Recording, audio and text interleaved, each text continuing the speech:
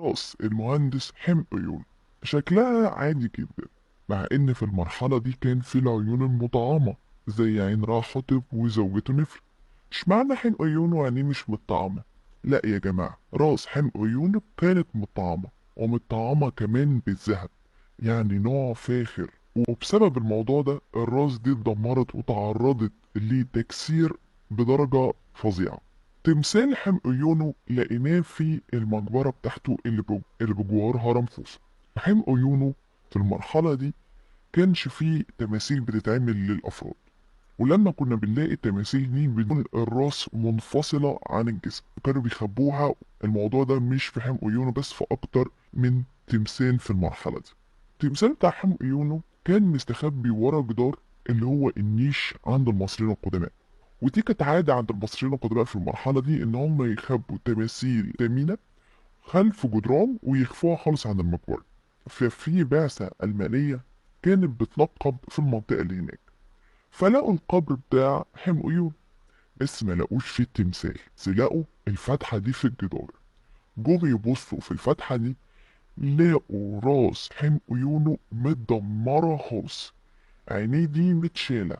وده ليه؟ علشان زي ما انا قلت لكم كانت مطعمة بأحجار كريمة وذهب. فالنصوص قالوا إن هما يسرقوا المقبرة في العصور القديمة، وعلشان صاحب المقبرة ما يطاردهمش بعد السرقة فكان لازم يعملوا كذا حاجة، من ضمنها إن هما يكسروا العين أو يشيلوا المناخير أو يهشموا الوش تمام، لأن من خلال الوش الروح بتدخل التمثال فالتمثال بيرجع حي تاني. ده كان فكرة عند المصريين القدماء. فلهذا السبب عرفنا ان السرقة حصلت ايام المصريين القدماء، لان ده فكرهم ودي عقيدتهم. هم علشان يسرقوا المقبرة عملوا التمثال وخدوا العيون، وده عن طريق الازميل وحاجات طويلة شوية علشان يقدروا يخترقوا الجدار ويكسروا راس فقط. ولما جم فتحوا البعثة الألمانية، لما جم فتحوا المقبرة دي لقوا مع الأسف التدمير طال نص التمثال من فوق، يعني الراس دي كانت واقعة على الأرض، الإيد دي متدمرة. فحصل ترميم للتمثال بالشكل اللي قدامكم ده.